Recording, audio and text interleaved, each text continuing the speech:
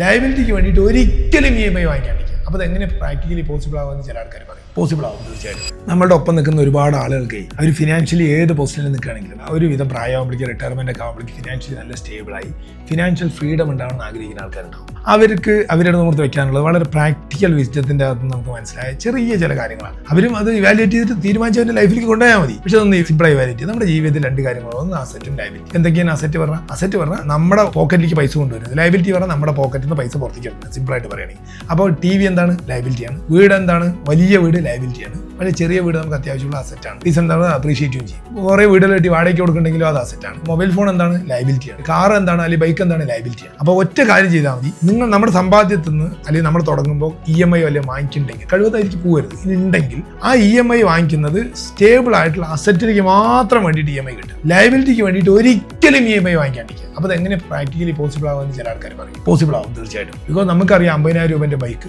നമുക്ക് ഇനീഷ്യലി ആദ്യ കാലഘട്ടങ്ങളിൽ എടുക്കണം പറഞ്ഞാൽ 50,000 രൂപയ്ക്ക് പോയിട്ട് ലോൺ എടുത്തിട്ട് EMI അടച്ചടച്ച് നരയിക്കുന്നതിനെക്കാട്ടും നല്ലത് അതേ ബൈക്ക് സെക്കൻഡ് ഹാൻഡ് വണ്ടിയിൽ 10,000-14,000 രൂപ നല്ല വണ്ടികൾ കിട്ടും. 10,000 അത് വാങ്ങിക്കുക. കാർ അതേമാതിരി വാങ്ങിക്കുക. അത്തരത്തിലുള്ള മൊബൈൽ അതൊക്കെ അതുപോലെ വാങ്ങിച്ചാൽ തീർച്ചയായിട്ടും നമ്മൾ ചെറിയ പ്രായത്തിൽ EMI എടുക്കാൻ ആഗ്രഹിച്ചതിന്റെ 10 ഇരട്ടി നല്ല സാധനങ്ങൾ നമുക്കൊരു 40-40 വയസ്സാകുമ്പോഴേക്ക് EMI ഒന്നും എടുക്കാതെ നമുക്ക് ഈസി ആയിട്ട് അഫോർഡ് ചെയ്യാൻ പറ്റും. ഇൻവെസ്റ്റ്മെന്റിലേക്ക് പോയി കഴിഞ്ഞാൽ അത്രയും നമ്മൾ വെൽത്തിയോ ക്ലിയർ.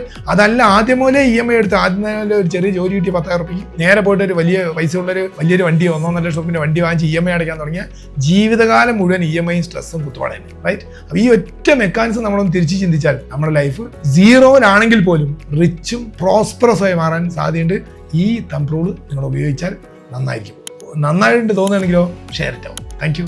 ഇനി നിങ്ങൾക്ക് നിങ്ങളുടെ ഡ്രീം ഹോം ഐദർ നിങ്ങളുടെ സ്വന്തം പ്ലോട്ടിലോ അല്ലെങ്കിൽ സിറ്റി ബിൽഡേഴ്സ് ആപ്പിൻ്റെ അകത്ത് കൂടെ പ്ലോട്ടുകൾ വാങ്ങിയിട്ടോ ഫുള്ളി ട്രാൻസ്പെറൻ്റ് ആയിട്ട് അറൗണ്ട് 10% സേവ് ചെയ്തുകൊണ്ട് നിർമ്മിക്കാം. City builders app and innovation of Chathamkulam.